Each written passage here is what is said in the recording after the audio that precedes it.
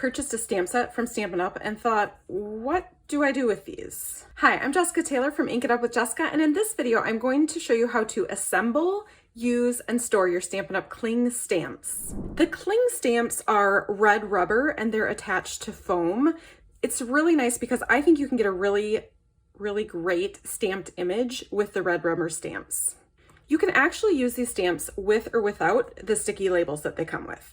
Totally a personal preference. Usually when I get my stamps, I use them without the label because I'm so excited to use them. So you just peel off this paper backing and you can stick the stamp right on either a clear block or your stamparatus to use the stamp. However, if you do want to put the sticker labels on, I think that good lighting is really the key. There are a number of different ways that you can put them on, but here's how I do it. So if you flip it over, there's kind of a split in each label so that it makes it easy to peel off the backing. And then this is sticky.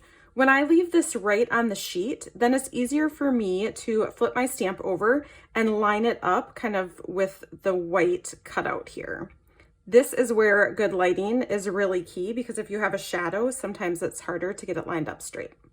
So then I just push it down and then gently peel it up, and there you have the label on it. So I would just go through and do that with each of my stamps. Sometimes I assemble, put the stickers on all at the same time. Sometimes I do it one by one as I use the stamp. Totally whatever works for you. So to use these stamps, you're going to need something to stamp them with, something to hold onto them and give them pressure so that you get a nice good stamped image. So you can use something like the stamparatus, a stamp positioning tool, or you can use clear blocks. I tend to use clear blocks most of the time, and they come in a variety of different sizes. These aren't even all of them, but the ones that I use the most are Stampin' Up's D block. It's just a really nice size and so many stamps fit on it. And then also the H block, because if I have a longer stamp that won't fit on my D block, it will usually fit on this one. These other ones, I don't use that one hardly ever. These small ones, maybe once in a while. This big one, if it doesn't fit on this one, then I will use it. But if I have larger ones, I'll probably use my stamparatus. I don't have any idea what color an oyster actually is, but I'm gonna use soft succulent and just show you quickly how you'll hold your Clearmount block.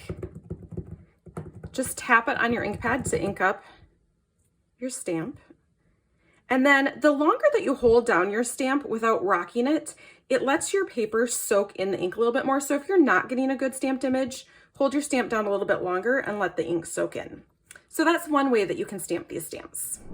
The other way is to use your stamparatus. So I'm just gonna pull up this clear plate here. And then sometimes these can be really sticky. I just use my fingernail, if I have one, to gently peel up one edge of the stamp, and then they come off pretty easily. I should have probably cleaned that first, but this is why we have inky fingers, and it's just kind of fun. So you're gonna put your paper wherever you want it on the stamparatus. If you have a smaller piece, you'll want to position it better. You can use the magnet strips to hold it in place. And then I like to just put my stamp wherever I want to stamp it on my paper. Here, it doesn't really matter, but I'll put it right there, and then I'm gonna close this clear plate, which is very dirty. Open it up again. It's already there. That's okay because I didn't clean it. But I'm going to pick up my ink pad and then tap it onto my stamp this time. And then close that. I just got more ink on my finger.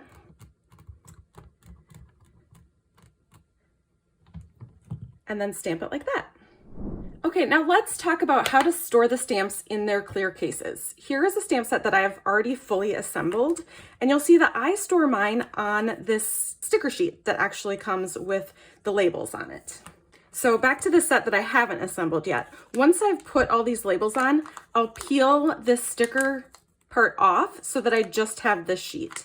Then I peel this sticker backing off of here so that I can stick this to this full sheet like so. And the reason I do this is because these stamps can get really sticky, and so I find it easier to get them off of this sticker sheet than to get them right off the case. My daughter, however, when she does hers, she puts them straight in the case. This piece is not. She didn't even take the backing off of this.